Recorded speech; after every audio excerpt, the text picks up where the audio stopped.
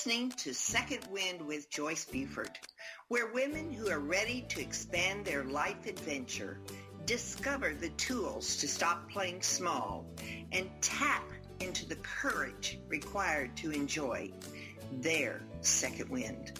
Welcome. Good morning. Welcome to Second Wind. I am delighted that you are here this morning because it just makes me so happy to know that what is brought to you through the programming is what you like to hear. And every week it is so different and so full of good information that I'm thrilled that you are here. You know, I created this especially for you. I wanted something to help that woman that's in transition so that she can have an easier time of the transition. There's always pain and growth. And so anyway, I'm just here to be a little place that you can come and get some comfort and some knowledge and help you move through your transition with success. Now, I want to tell you about our guest this morning. You're going to be delighted to hear him speak to us. He is Rabbi Wayne Dosick, PhD and Doctor of Divinity. He teaches and counsels about faith, ethical values, life transformations, and evolving human consciousness. Well known for his quality scholarship and sacred spirit, he is the rabbi of the Elijah Minyan, retired, you may be tired, but you're retired, visiting professor at the University of San Diego and a host of the monthly internet radio program, SpiritTalk Live, heard on the healthylife.net. Now, he is a best-selling, award-winning author of 9 critically acclaimed books. He's sought after as a speaker, as well as an educator and a spiritual guide. I like this quote. Rabbi Dosick has been proclaimed a spiritual master of our time. And I could go into all of the famous people that have interviewed him and he's talked with, and it'd be taking from our valuable time with you today. So I just welcome you here. And may I call you Wayne? Rabbi Sure, Wayne? if you like. Actually, my last name is pronounced Dosick, and you can imagine all the different names I answered to in high school gym along the way all those years ago. And thank you. It's a very kind introduction. My late father would have been very proud, and my late mother wouldn't have believed it. So probably Rabbi Wayne would be the best way to address me. Great, thanks. You know, you've written 9 books, correct? Now 10. This new one is the 10th book. This one is the 10th one. All right. You must have a lot to be shared with your readers, because I mean, I've written 1. I'm working on a second one, but you know, I'm just in awe of somebody that can recreate repeatedly good information. And so anyway, this book is called Radical Loving, One God, One World, One People. And what was in this book that you felt was so important that you needed to share? I took one look around at the world in which we were living. This is pre-COVID now. Yes. And I saw such pain and such division. The violence and the brutality on our streets, and as we speak today, the results of so many guns in our hands, and the discrimination and the bigotry and the hatred and the Islamophobia and the anti-Semitism. And I said to myself, we've got to be able to do better than this. We are children of God, all of us children of God. God loves us and God asks us to love each other. And so that was the genesis of the book. to say, we can do better than this. We can love each other, and we can make a much better world than we are making right now. Yeah. Yeah. I've noticed just in my small town where I am, people are far more aggressive than even in driving. Something so simple as driving down a road. It's just so very apparent. It's like we're angry all the time, you know? And It feels so that way, doesn't it? it does. Yeah. And so, of course, the unrest of the, uh, we brought up briefly before we came on the air about the shooting in Texas yesterday. And just somehow we've realized or think that is the way to solve issues. I mean, our young people just naturally turn to that. It's kind of unbelievable that we have brought ourselves to this point in our community. Guns kill. Oh, indeed they do. It's that simple. Guns kill. And if our politicians had the courage to say to the lobbyists, we care about our children more than we care about your profits, then something might be changed in this country. And it has to be, because we cannot go on like this, seeing parents bury their little babies. Yeah. I was went on a fun trip two weeks ago to Scotland. And totally messed up my calendar and my time schedule coming back. But I heard for the first time from two different people that they were afraid to come to the United States. Each one had their own different reasons why, but I've never heard that before. And I was just shocked. I guess because I've gotten so used to the violence that we have in the States, but I didn't realize that it was so publicly known. I grew up in the south side of Chicago. And it was a wonderful neighborhood to grow up in. It was multicultural, multi-religious, multi-ethnic. And it was what I called a front porch community, because the way the houses were, we all sat on the front porch listening to our little transistor radios to the Chicago White Sox games. And on one side of us, we had Polish Catholics, and on the other side of us, we had Polish Catholics, and down the block were some Jewish families, and over here were some, and everybody got along, and we went to synagogue. Other people went to church.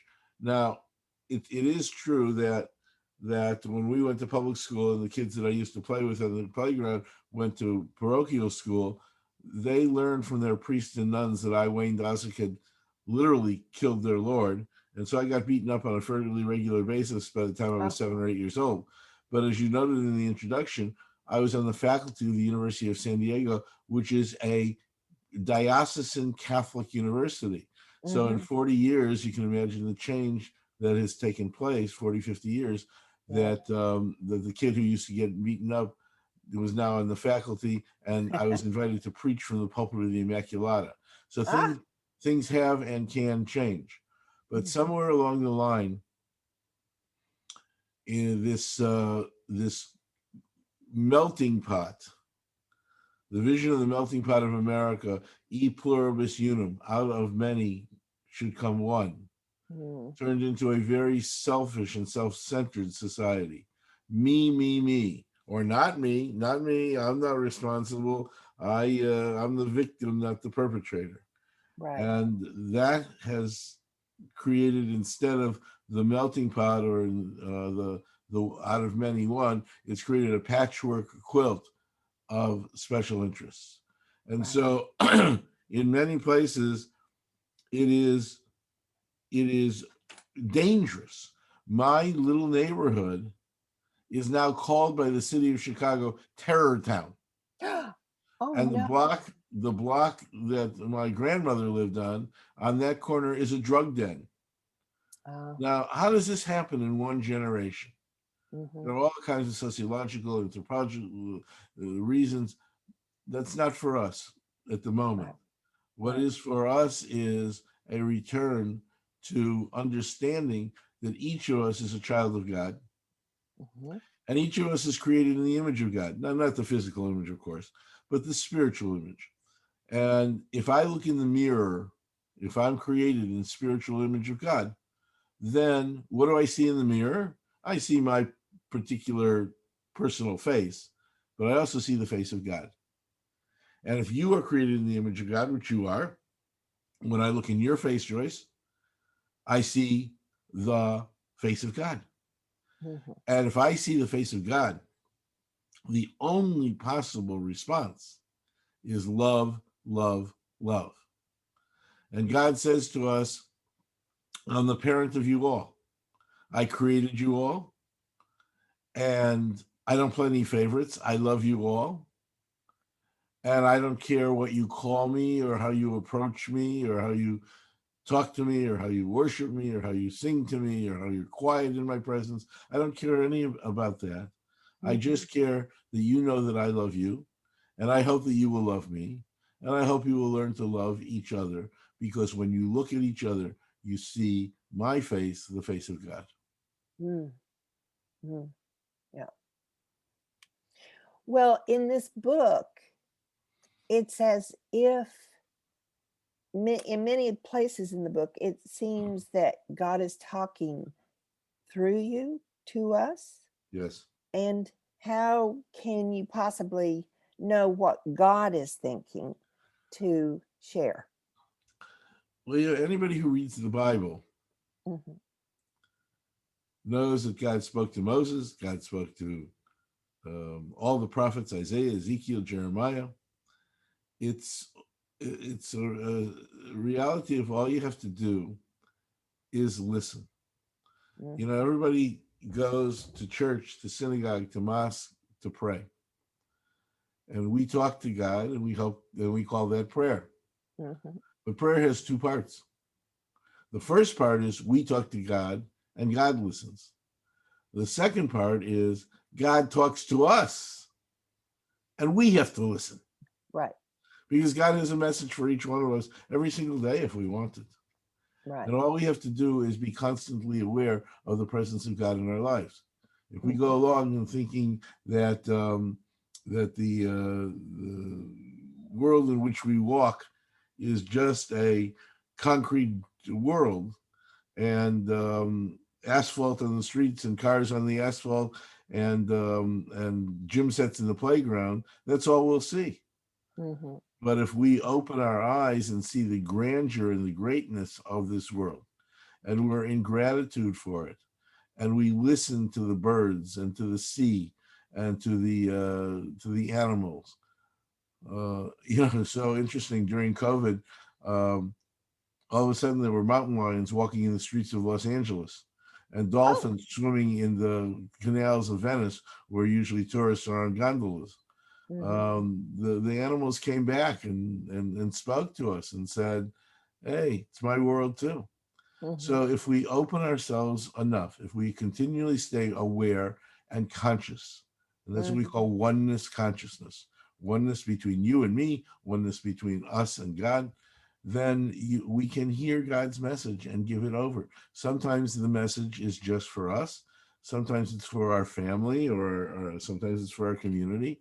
And those of us who have enough chutzpah, holy chutzpah, to boldness and nerve to say, I've received a message that's not only for me but for the world, and I give it out to you, just as Isaiah, Ezekiel, and Jeremiah did in biblical times.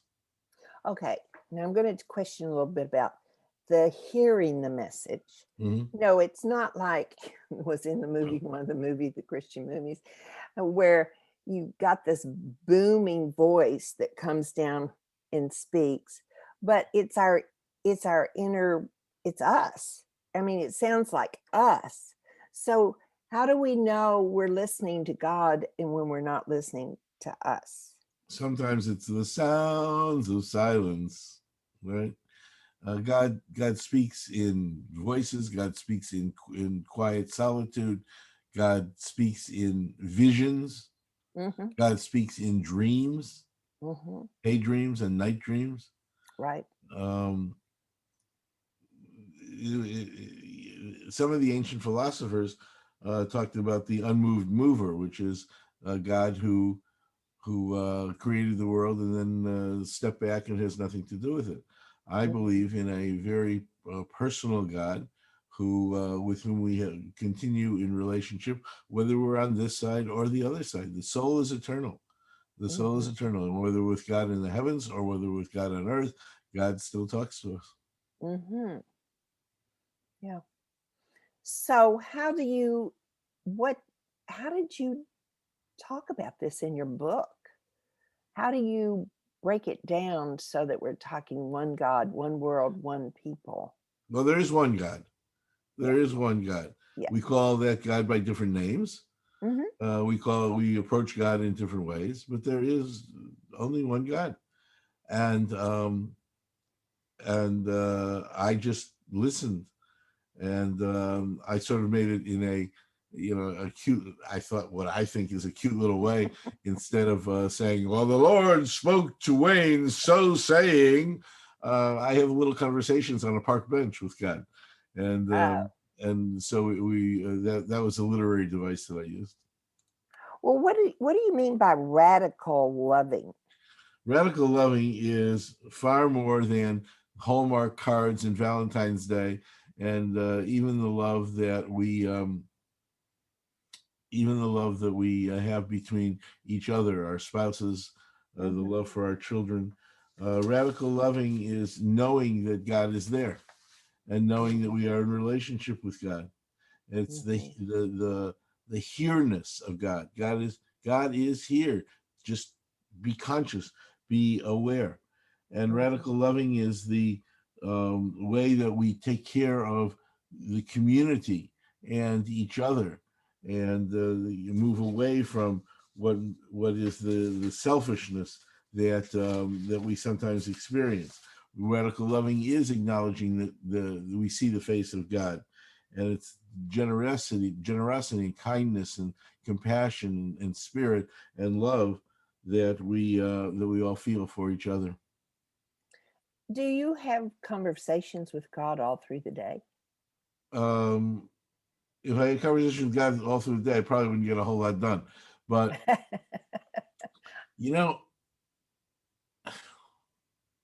I have a spiritual practice. Okay. That is my spiritual practice of gratitude. Yes. So I have made a list for myself, and I want to recommend this to your readers, to your listeners. Oh. I made a list for myself of everybody in my life to whom I'm grateful. Starting out with the ancient Moses and Abraham and Sarah, all the philosophers and the authors of antiquity, whom I studied in college, in high school and college, the more modern contemporary writers and thinkers whose books I read or whose videos I saw, my own teachers through grammar school, high school, college, seminary, my closest family and friends, my best colleagues, and my students, because I learn a great deal from my students. Yeah. And every morning, I recite this list to myself. And I say thank you to each one of those people, because absent even one of them, I would not be who I am. True. Because I'm a conglomeration of everybody who has had an effect on my life and on me and on my thinking and on my caring and on my compassion and on my loving and all the mistakes I've made along the way. Right? And every once in a while, one of those people, God could be included in that list, but one of those people may say to me, say in words or in consciousness, one of those people may say to me, I'm with you today to help you with the task that you have. Mm. So, for example, one of my gratitudes is to my high school sophomore English teacher, who said to me over and over again, read, read, read so that you can write, write, write. That was her lesson. And obviously, after high school, I lost track of her. But after I wrote my first book, long before the internet gave us ways to find each other, I tracked her down somehow. She was living in New York. And I just picked up the phone and I said, hello, I don't know if you remember me at all, but and she said, I remember you in your little White Sox hat. And I said, well, I've written my first book. And in that book, I acknowledge you with great gratitude. Can I send you the book? And I did. And the next time I went to New York, I took her out to dinner to say thank you. Oh, how nice. And I, until she left this world, I sent her every book that I wrote, because even today she comes to me and says, okay, cut down those extra words. You're being too verbose. Come on, be a little. So, if I'm writing that day, she may be perched on my shoulder, editing as I go. Cutting out those words. Yeah, there's those people. That's such a good point. I divorced in my 50s, and the pain that brought really gave me so much growth that I went through.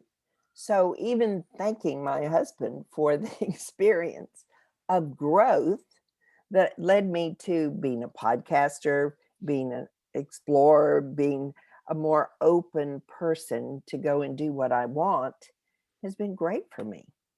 Well, I hope you got a good settlement. I did. Good. So, I'm curious. You also use the word awesome holiness. Right. And how does that, and you call it the twin of radical loving. Mm-hmm. Explain that for me. Awesome holiness is really understanding that we have a obligation of one person to the other. I see these bumper stickers that say, do a random act of kindness. That's a nice thing. Yes. Yeah. It's a nice thing, but it's not the Bible's way.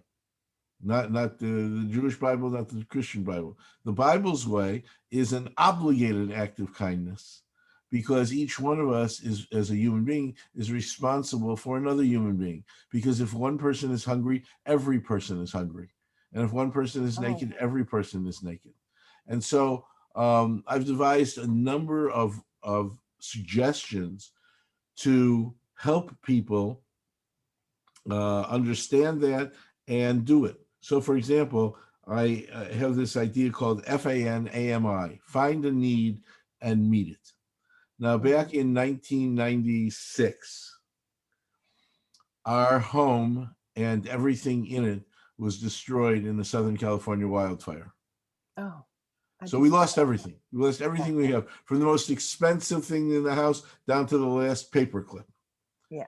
And family photos. I always think of family photos. The good news about that is we were not the terminal generation. Parents were still alive, and sisters and brothers were still alive, so that we had people who could do that. But yes, now if that were to happen, we would lose all of that. So it came to me a man, a member of my congregation, one of the kindest, gentlest, sweetest men I knew, and also one of the wealthiest men I knew. And he said to me, Rabbi, I feel so terrible for you. What's mine is yours. Ask me for anything. Well, what was I going to ask him? Buy me dinner, buy me a suit, build me a house. What was I going to ask him for? So I wound up, of course, asking him for nothing, because it was embarrassing. Yeah. And he obviously was very generous with us and very kind. But on his own, he chose. And it's the same thing. When, God forbid, someone dies, our immediate reaction is to say to the mourner, anything you need, just let me know, and I'm here for you. I'm here for you. Don't anything. And what happens? We don't do that. So find a need and meet it. Say, I understand your Uncle Charlie's coming in from the funeral. Give me his airplane information. I'll go to the airport and pick him up. You don't have to worry. Or is your good suit still at the cleaners? I'll stop by and pick it up for you. Or don't worry about the kids tonight. I'll take them out for pizza and a movie. That's a concrete way to feel the obligation of one human being to another to really help. So I was taught this lesson early on by my young son. He was about 5 at the time. He's close to 50 now. But we tried to, when the kids were little, we tried to implement a teaching of an ancient sage. It said of this ancient sage that when he needed a bunch of vegetables, he would buy 2, one for himself and one for the hungry in his neighborhood. If he needed a piece of meat, he would buy 2, one for himself, one for. So every time we went to the store, we would buy 1 extra item of non-perishable food. Box of cereal, box of mac and cheese, jar of peanut butter, can of tuna fish. Didn't even take it into the house. Kept it in brown paper sacks, grocery sacks in the car. And when we had enough, we would take it to the local food pantry. So one day we're in the store. And as I say, my son was 5 or so. I took a box of cereal off the shelf, which is my first mistake. I should have asked him to choose. But I took a box of cereal off the shelf. And I said to him, honey, how about this for our food gift today? And this precocious little kid said, no, and took the cereal out of my hand, put it back, stood on his little tippy toes, and took a different box of cereal off the shelf. And he said, held it up to me. He said, this will be our food gift for today. And I said to him, what's the difference? He said, look, Dad, there are hungry kids out there too. And kids like sugar frosted flakes better than we like Cheerios. In a second, that kid taught me to see not a class of people, the hungry, the poor, the needy, but a face of a child who likes one kind of cereal better than another. Right. Yeah. So the same thing when Thanksgiving comes around, Christmas comes around. A lot of churches and social service agencies make up baskets, turkeys and cranberries, all those kinds of things. But if somebody needs a turkey, needs a celebration for Thanksgiving also. So put into that basket a bottle of sparkling apple cider, or a gaily decorated cake, or a bag of colored jelly beans. Let's bring a little happiness into people as well. When we give away old clothes, they're old, they don't fit anymore, they're out of fashion. We give away a pair of pants or a blouse or a skirt. But if a man needs a pair of pants, he probably needs a pair of socks also. And we've learned from the shelters that the most requested item from a homeless shelter is socks. So either bring socks along with the pants and the blouse, or if you think, they're dirty or whatever, stop off at the local discount store and buy a pair of socks and put it in the bag that you're taking. So we see the face of another human being. That's awesome holiness. Holiness is the love vibration that comes from the heavens to us. The prophet Isaiah talks about the seraphim who surround the heavenly throne, metaphorically, of course. And they yell out, what do they yell out all day? They yell out in Hebrew, Kadosh, Kadosh, Kadosh, Sanctus, Sanctus, Sanctus, holy, holy, holy. And that love vibration comes to earth and enters our hearts. And we can spiral it around the entire world. If we spiral anger and hatred, that will come back to our own hearts and it will go to the heavens. If we spiral the love vibration, that will enter our own hearts, enter your heart, and spiral back to the heavens. That's awesome holiness. Yeah. So how do we start practicing that? I mean, we have a lot of work to do. We sure do. And, and I'm like, okay, where do we start? We think we can't just ignore it like we've ignored the gun issue, but we we need to start somewhere. And where does one start? Well, pick a place, any place, and say I can be better today than I was yesterday, and I'll be better tomorrow than I am today. So it can be anywhere. It can be led by a school, by a church, by a social service organization. Volunteer. Walk into a food pantry and say, "I'm here to volunteer 1 day a month to help Mhm. schlep the groceries from the shelves to the car." Yeah. Whatever we do when we begin, that we step outside ourselves and feel the responsibility of one human being to another to make a better world for that individual, and through that individual to the whole world. Mhm. I was very involved with creating a children's museum here. And Mm. so my question naturally is, um, do you not start with the children first, teaching them where they might not see it in their families?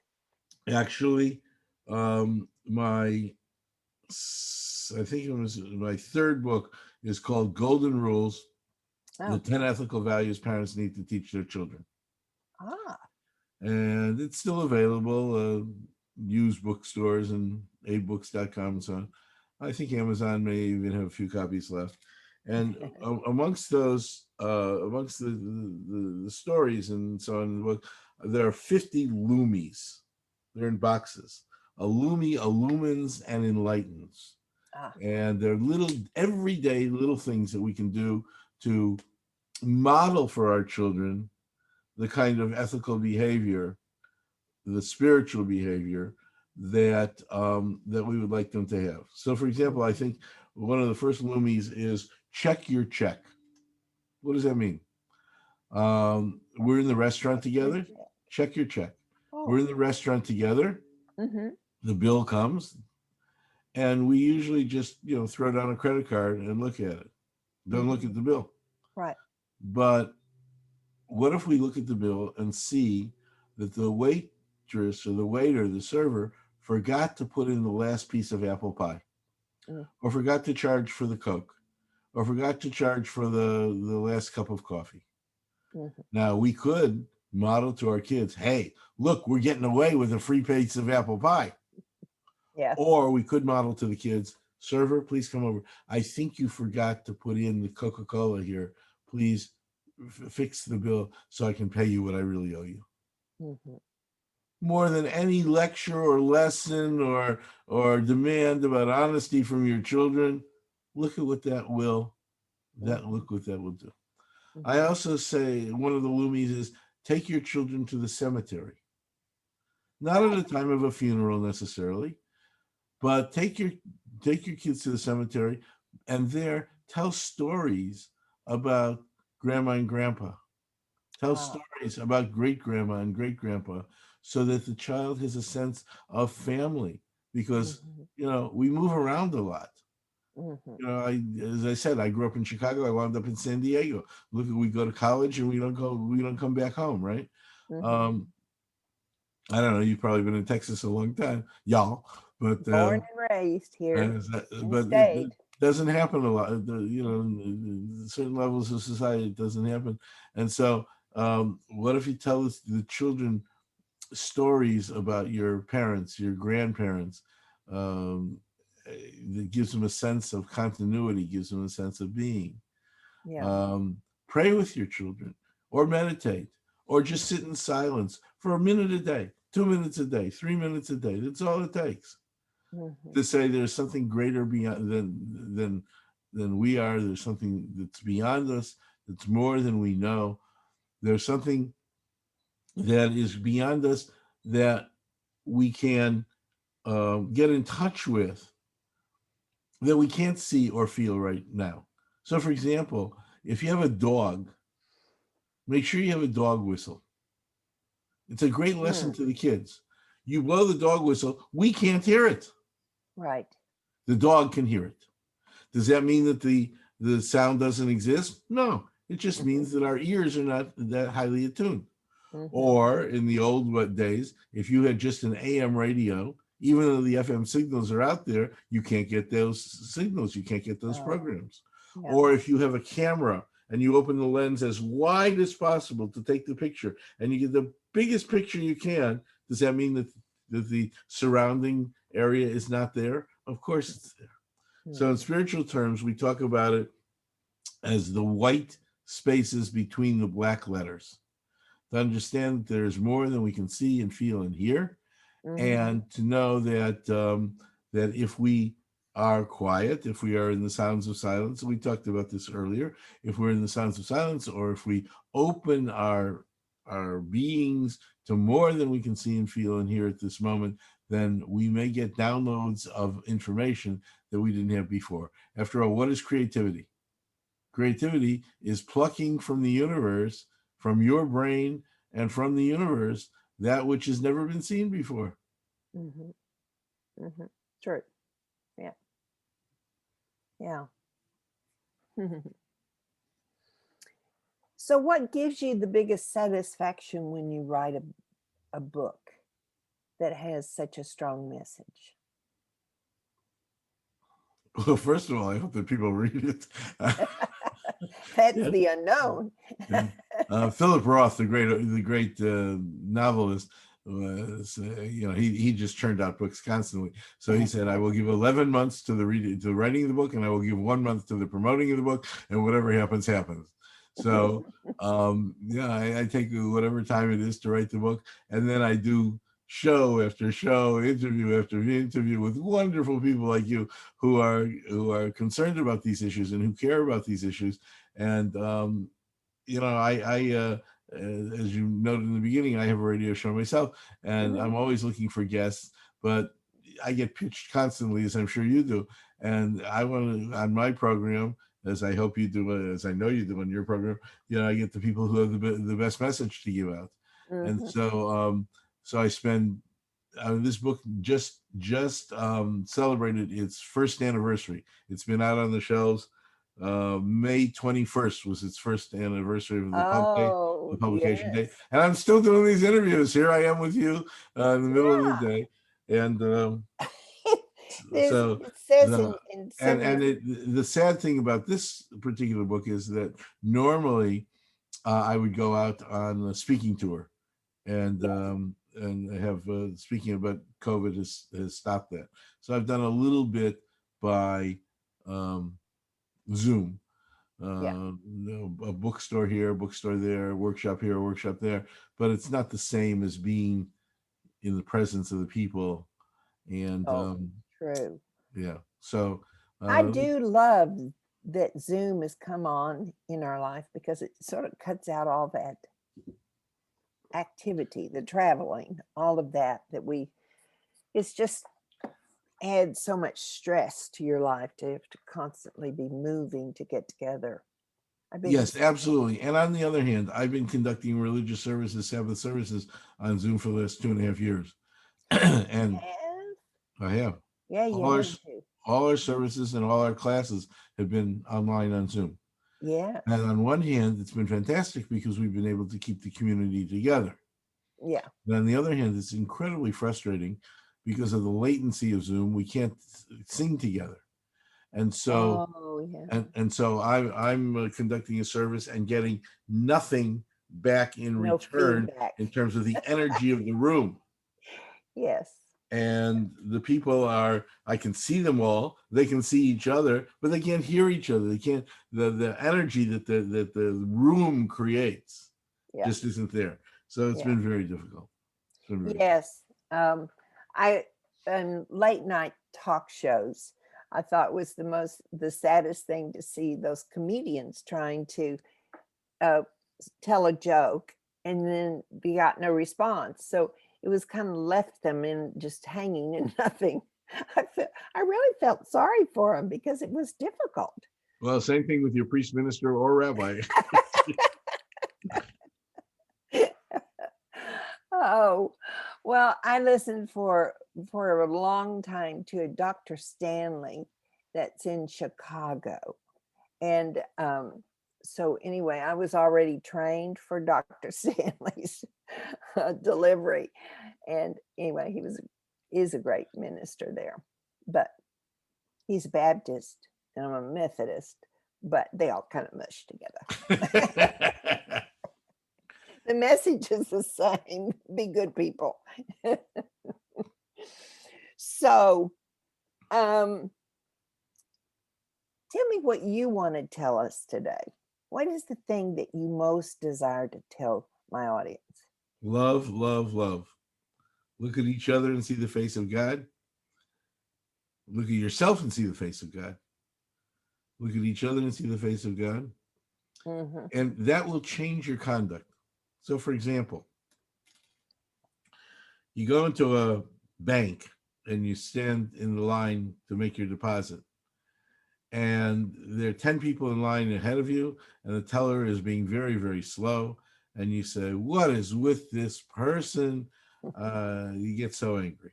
Yeah. Or you go into a convenience store and the teenage clerk can't make change for a dollar bill without using a computer. Yeah. And you say, what kind of education do we have in America today? It's easy to make change for a dollar. Or you're driving in traffic and you get cut off by a bad driver, and you could go into road rage. Mm-hmm. Or you could say, in each one of those people is the face of God. And in a verse from the Psalms, I place God before me always. What does it mean to place God before me? It means I put God in my face. I remember that each one is a child of God, just as I'm a child of God, just as you're a child of God. And just as the Pope is a child of God, to pick the Dalai Lama, pick the most religious person you know. Mm-hmm. And maybe that person's having a bad day. Or maybe, I told that my bank has taught its tellers to say, when I walk up with my deposit, hi, how are you today? You having a good day? And their answers were very. And my response is, stop saying that, because God forbid, maybe my mother just died or my dog just died. Yeah. And I'm having a terrible day. Mm-hmm. How are you today? That's a different question. Mm-hmm. Is there anything I can do for you today? So, if we put ourselves in other people's shoes, or if we put ourselves in other people's faces, mm-hmm.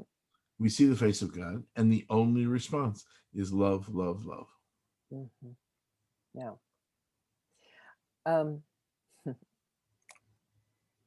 Oh, I had a question that went. Uh-oh. Uh-oh. Rescue. I find that sometimes it is difficult, particularly upon when it's our mood that we're reacting to. When we've set ourselves up for maybe we don't love ourselves enough, or maybe we're criticizing ourselves for whatever we've done. So it's really hard when you go out into the world that we get our brains back into a good spot before we go out in public. Right. We realize where the problem is. We know it's us. And yet we have to get rid of that anger that's inside of us. Well, good therapy is not a bad idea, but, I wrote this book as an aspirational book. I saw problems and I said, here are ways that we can bring solutions. Mm-hmm. And then COVID hit. Mm. And the very things that I've been writing about in theory slapped us in the face, and they were there in practice. So I wrote an afterword to the book. And part of the thing that I talked about was how we responded to COVID. Mm. And here are two possible responses for the same issue. Yeah. The businesses were closed, right? Yes. I hope my business can open soon because my dry cleaning shop, my pizza parlor, is the only way that I feed my family.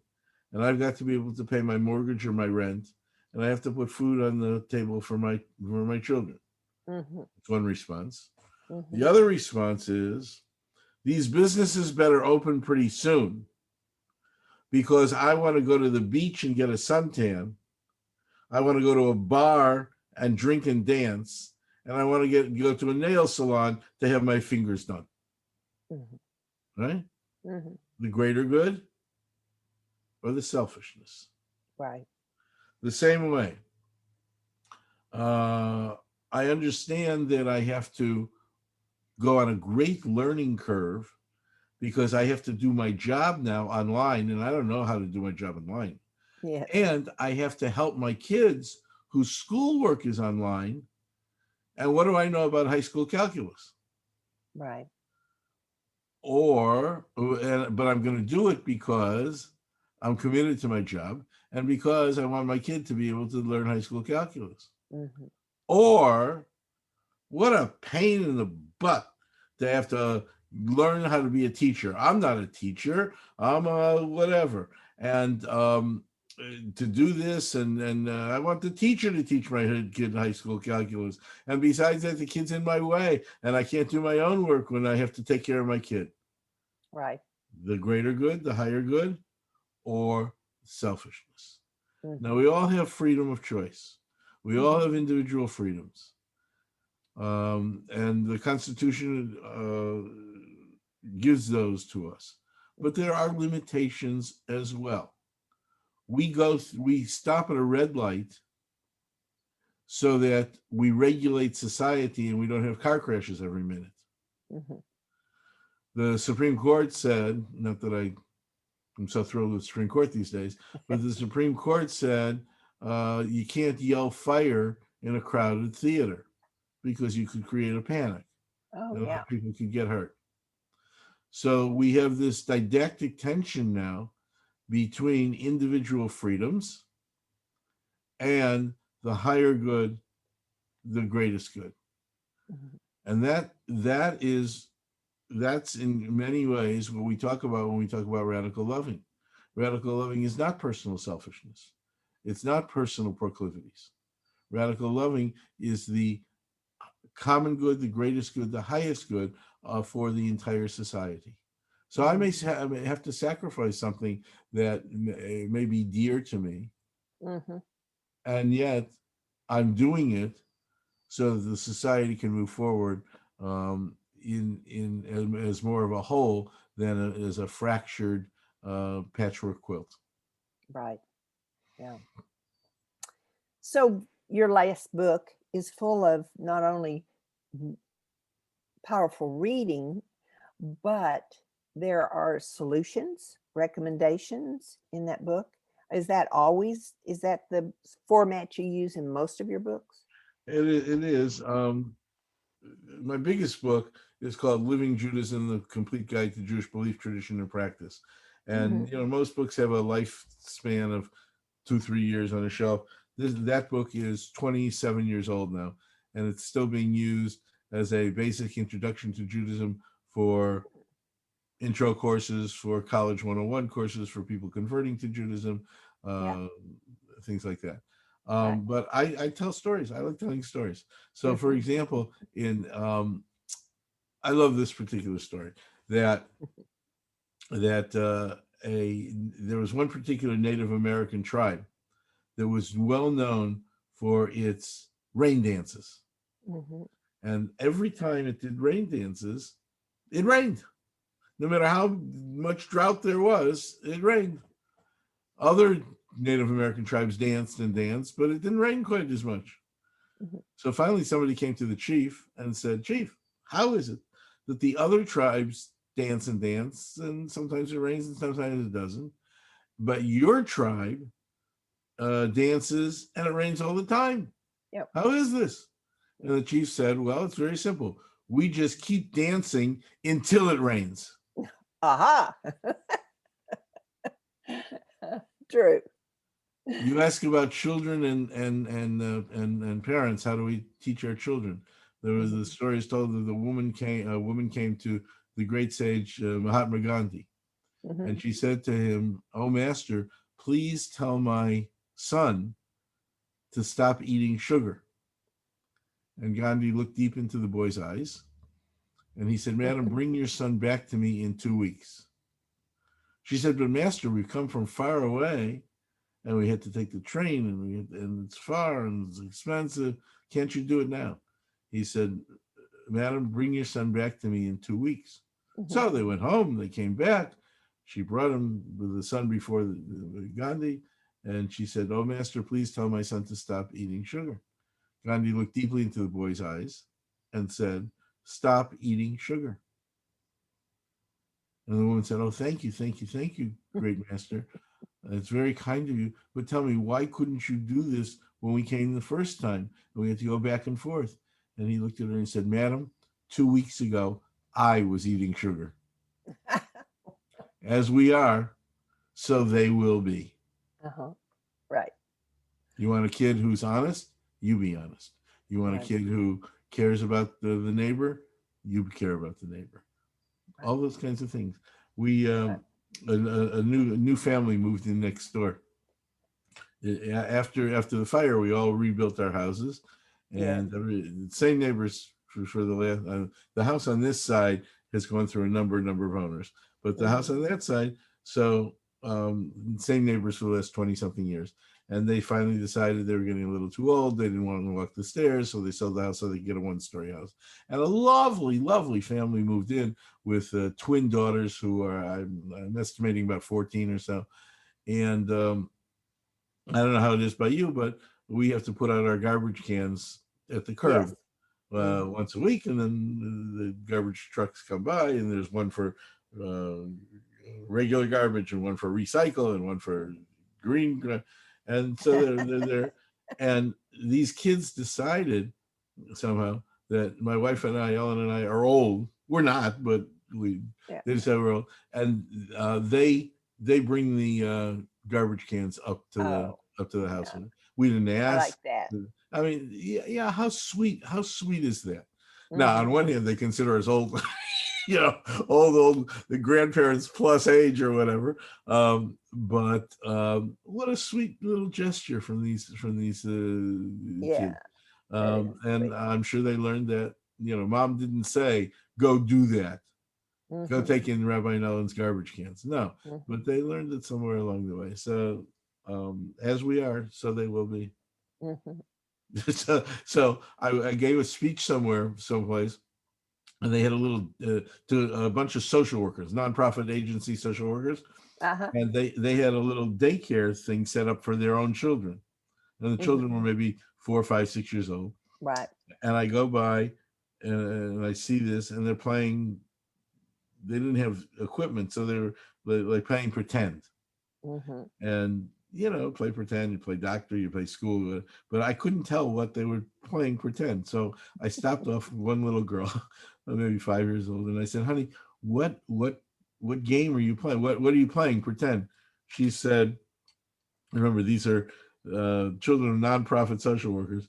She said to me, "We're having a bake sale for a fundraiser." Isn't that great? That's good training. That's good. Yeah. I like that training. I've been very busy in nonprofit most of my life. Right. So, but we're coming to the end, as you know, Rabbi Wayne. And so it's gone fast. And there's still more questions to ask. But I thank you very much for being on the show today. Thank you for sharing you. Thank you for inviting me. It's a great pleasure. Yeah. Appreciate it very much. So I wish you well with all of these books that you keep writing, and I want you to keep on writing because it's important that the message gets out there. So I had on my own show the other day, I had a woman named Sarah Bowen, who is, I recommend her to you, actually. She's a fascinating interview. She is a interfaith chaplain, and particularly an animal chaplain. And her book is called sacred send-offs about how she takes care of animals when they are deceased, and when they're deceased, or when when they're they're deceased. dying? When they're first when they're deceased, she's the one who goes out to the highway and picks up what you and I would call roadkill and gives it a nice burial. And then she also teaches us how to handle the death of our beloved pets. And so we share the same publisher, Monkfish Publishing, and now I forget the point that I was going to make with her. She's okay, well, I forgot. But that way you were saying she was a good interview. She is a good interview. She's very, very interesting. But I was going to tell you something that she said, which now I can't remember. So we're even now. You couldn't remember a question, and I couldn't remember the point that I was going to make. So we're even. Thank you. That was very loving and kind of you to do that. I'm sorry that people can't see us. That this is just audio and not video, because we've been doing a lot of laughing in this program, and it would have been fun for people to see us laugh and learn to know and like each other. Yeah, we could help somebody's day today, couldn't we, through our laughter, for sure. So thank you. I am very pleased that I had the opportunity to interview you, and I wish you much success on your writing. Oh, I remember. Thank you. I remember when. So Sarah said to me, "So what's your next book?" Yeah. And I said, "Well, the 10 might be enough." She said, "My husband said the same thing to me the other day. What's your next book?" And I said, No, I'm tired. And then, of course, that night, the next book began to percolate. So you just never know. I know. Planted a seed. So thank you. Now, I'm going to share with my audience now. I always like to talk to you at the end of the show to make sure that you know that I ask you to share the message with that person that needs the message, or to a person that just wants to laugh. As Rabbi has shared with us, we did laugh, but you just can't help it but laugh sometimes, And right now, that's perhaps something very important for somebody out there. So please share the program, and remember that next week, I look forward to your being here. So thank you for being here today. Have a great week. Remember to smile and do something really nice for somebody. Just surprise them. That'd be an awesome feeling. So anyway, till next week, thank you for being here today. Joyce Buford returns next week at the same time for another edition of Second Wind. Through the Joyce Buford Empowerment System, women are receiving the support they need through their transitions and are able to reclaim their true purpose with confidence. They receive the tools they need to map out new lives. You can find out more about her coaching services at joycebufordempowers.com.